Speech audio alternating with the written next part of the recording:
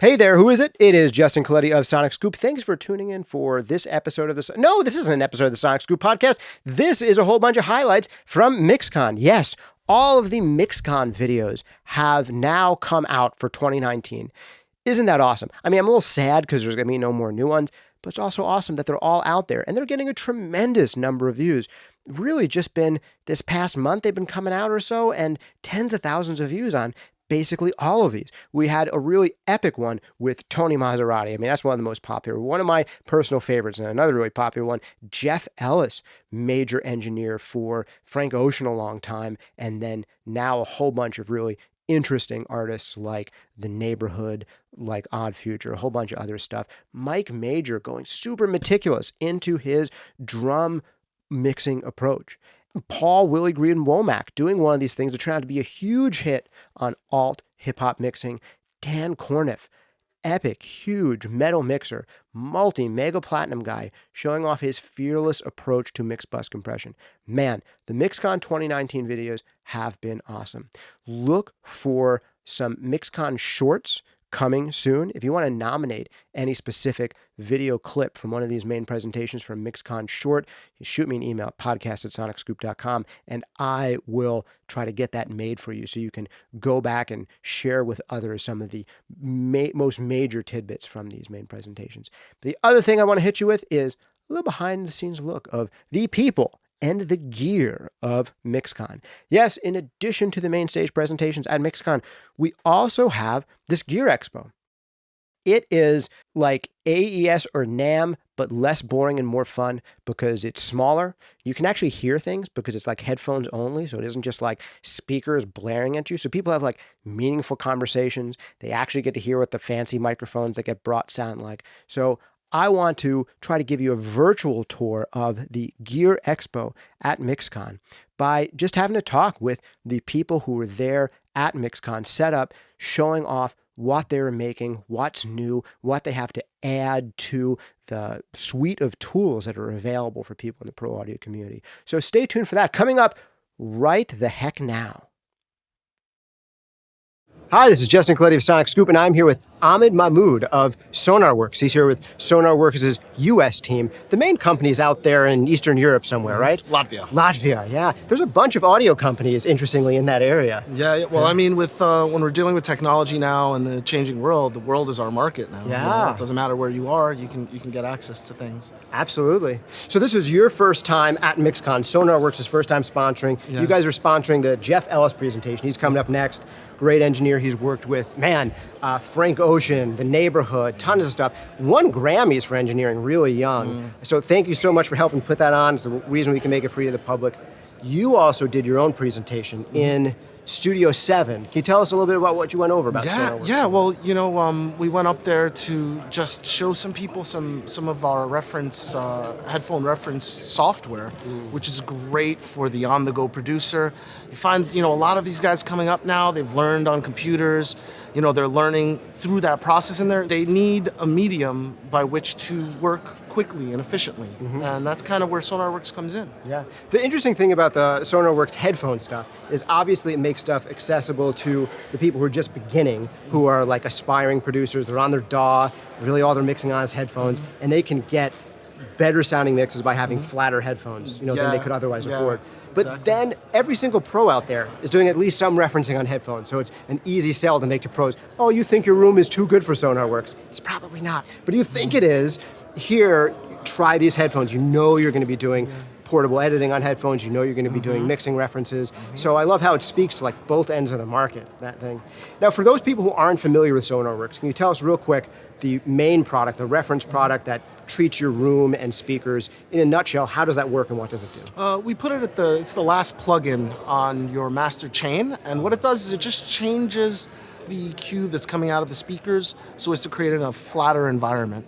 Now, that could be the speakers of your monitor room when you use the RTA to measure, or it could also be your headphones. And, they have arduously worked to collect, frequency response data for most of the professional headphones as well as a lot of the prosumer headphones on the market. and you can use those calibrations to get a flatter response from your headphone. All right, good stuff. And just impressions of MixCon in general. It's your first time being here. What do you think? What are some of the most interesting things for you personally? I have to say, I felt like a kid in Studio 7 because, this is an iconic room in Manhattan Center. I mean, this was where the first movie score was created. Don Juan, as I learned from the head engineer here. And I mean, it reminded me of when I was young and I would listen to these beautiful scores, as a kid. And you were playing one of my personal favorite records in there, Soft Bulletin by Flaming Lips. We were listening to that in surround. It's just so cool how much fun they had with that and hearing it in those ATC monitors in that room. Yeah, the drums are like out there somewhere. The guitars are like one of the guitars, the keys, it's just the way they mix.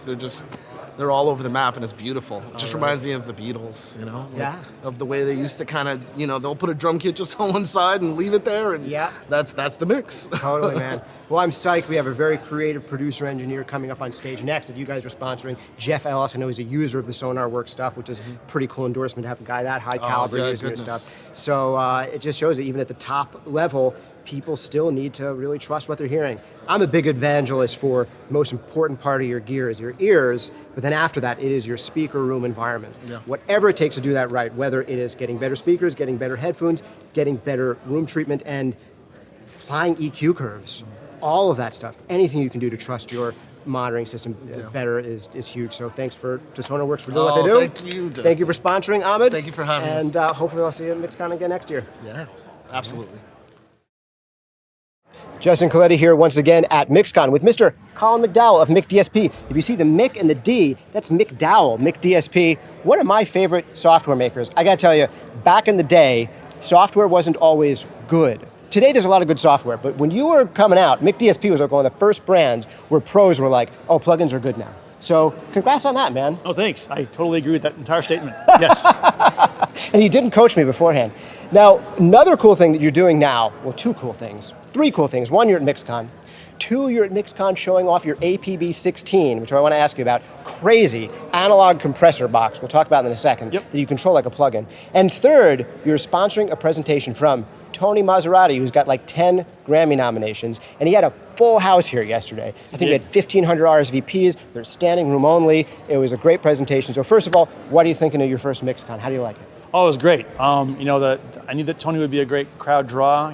Some of his big success was here in New York, and then sure enough, everybody came to see him.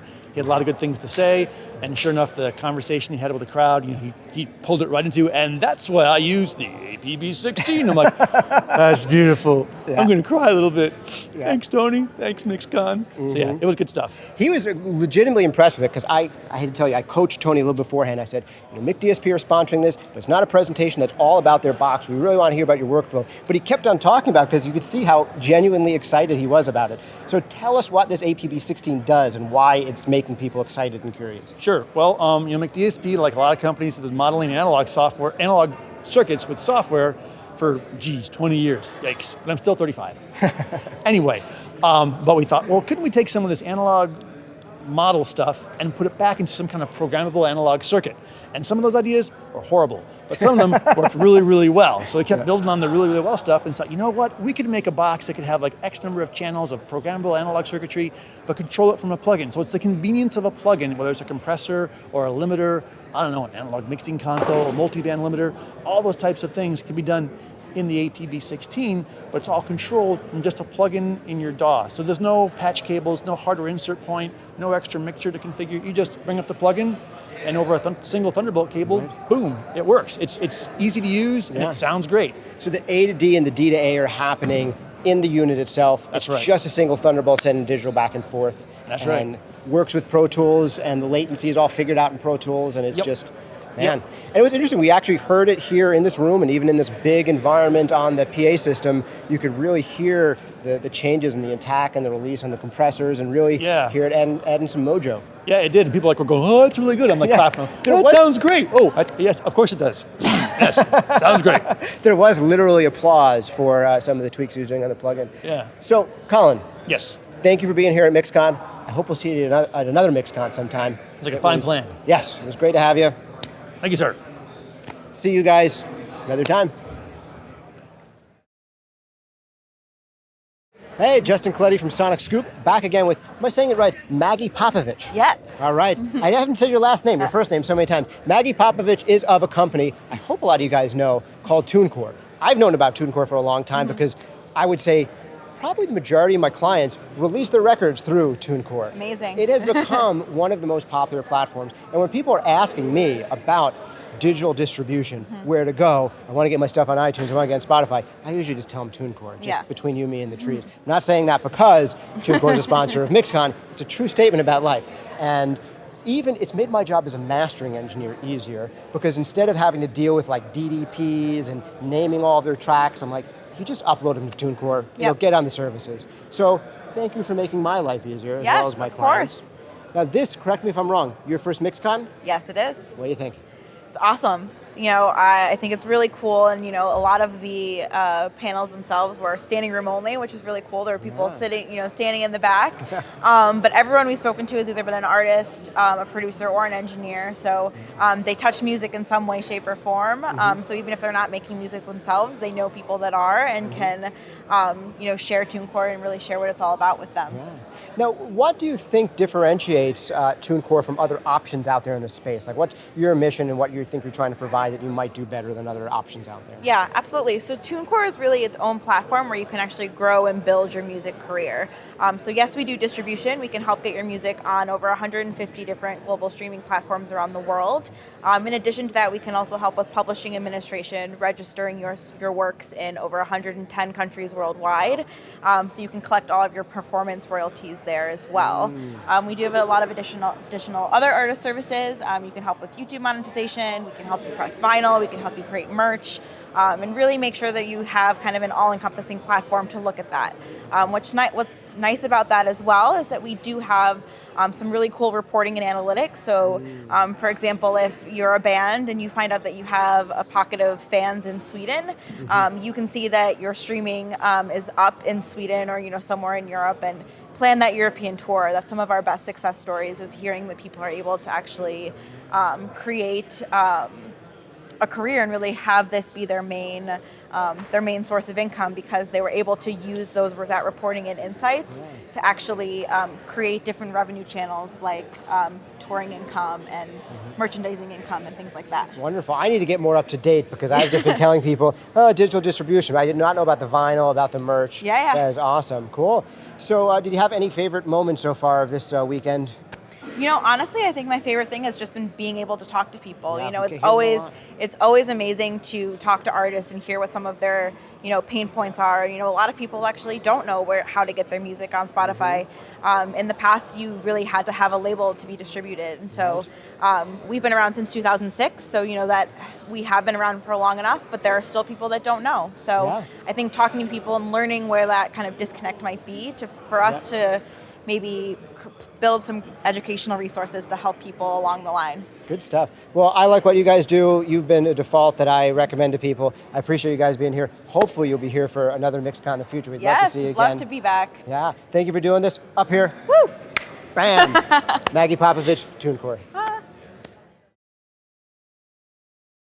Hi, Justin Coletti of Sonic Scoop here. I am with Mr. Michael Mueller of Lavo Consoles. That's L-A-W-O. One of the reasons Michael is here is Manhattan Center, the venue we're in, relies on a Lavo console in their kind of main surround and scoring control room. It is a beautiful control room. There's some beautiful AT speakers in there and a beautiful Lavo console. That's right. So for those of you guys who aren't familiar with them, what would you say, what's the space that Lavo occupies in the world of consoles? Well, we actually occupy a really wide range of areas, whether it's radio or it's regular television production, and that could be talking heads, it could be sports, it could be entertainment, or it can be music recording, film scoring. So we have a very diverse portfolio of disciplines that we address.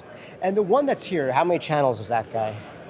This one's, I think it's about 300 channels. Wow. So it's one of our, I would say a medium-sized console for us. We go up to now 1,024 channel paths with our latest technology. In the world of music recording, that's a lot. Yeah. In the world of what Lavo does, you guys stretch beyond music into so Yes. many applications. Why do you think they selected here the specific Lavo that they did? Well, I look at the history of Lavo. Lavo being based in Germany, we started building consoles for composers and for doing orchestral record, high-end music record for German broadcasters. Right. And consequently, audio quality had to be, was a paramount concern. That had to be very, very good. It has been in Germany Yeah. for many, many, many years. And so, as a result of that, that tradition, that core has still been a core interest for us. Yeah. So we're not going to compromise on that factor. And so, with the film scoring, obviously that's of paramount concern. Right. So it's the flexibility, ability to have a beautiful sound, and then also be able to deal in different formats, whether it's stereo, 5.1, 7.1, Atmos, 22.2, all those different formats.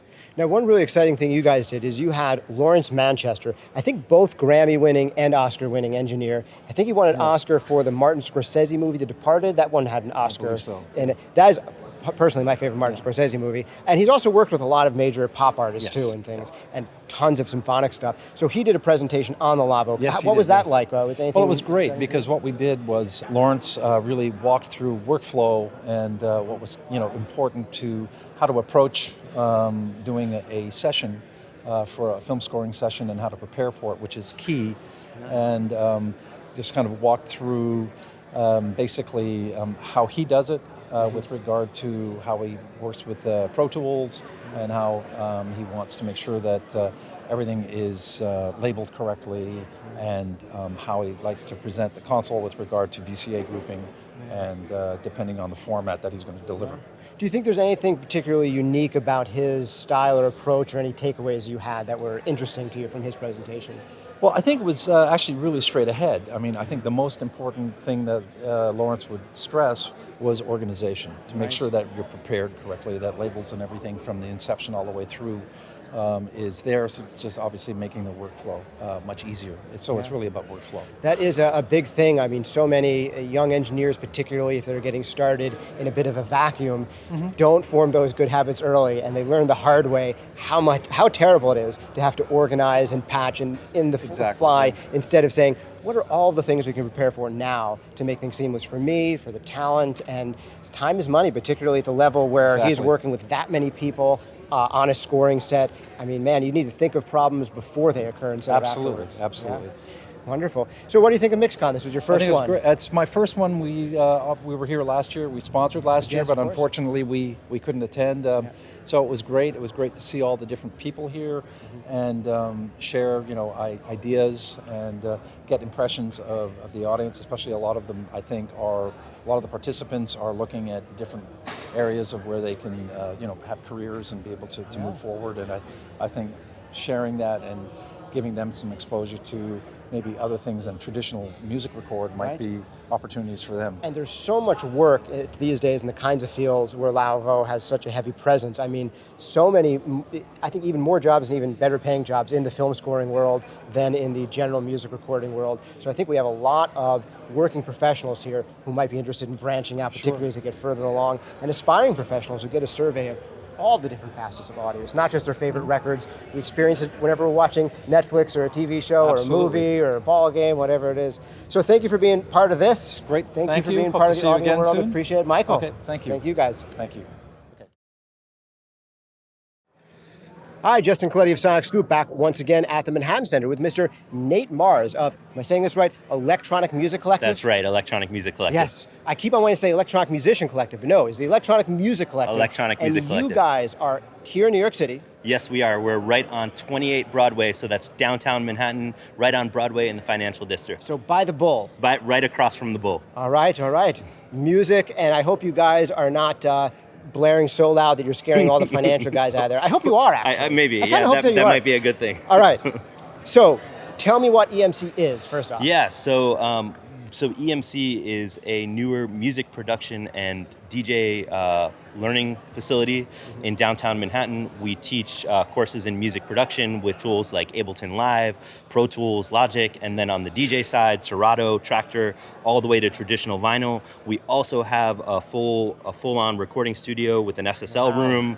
You know, these days, in some cases, that can be pretty extravagant. There are other kind of emerging music production schools that teach tools like Ableton, but we really pride ourselves in offering a well-rounded education that combines some kind of in-the-box mixing tools with some kind of more traditional tools, so that students come and have the option to study kind of mixing techniques for more modern music like EDM, but all the way to traditional recording techniques with Pro Tools and knowing how to mic a drum kit or mic a vocalist and things like that. Great. Now, this is your first time at MixCon. Yeah. Any thoughts? Is it what you expected, different than what you expected? How do you like it? It's been really great. Like, it seems like a really great growing event.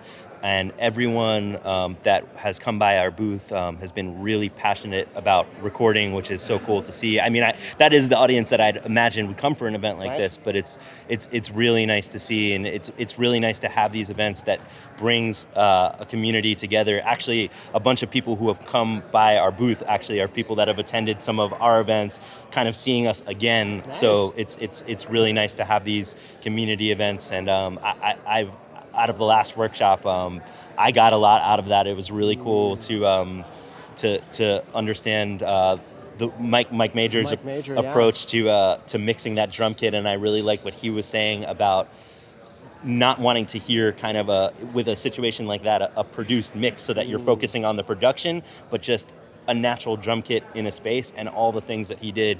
So I mean, one of the things, we're a learning facility, but we're all always learning. And it's really nice to have this at MixCon where the pros are coming to talk. So I mean, because we're all at different parts of our learning journey, and I feel like I really got something out of that too. Yeah, it's great. I love how we try to coach them so that everybody brings something for, you know, the hobbyist, the artist, the aspiring professional, and the guy who's been in the industry doing it 10, 20 years. You want everyone to be able to take something away. So it's good to hear that that's happening. So, it definitely is. It's been really cool. Nate, thanks for being here. Hope to see you at another MixCon maybe next year. Absolutely. All right. Thank you. Thank you.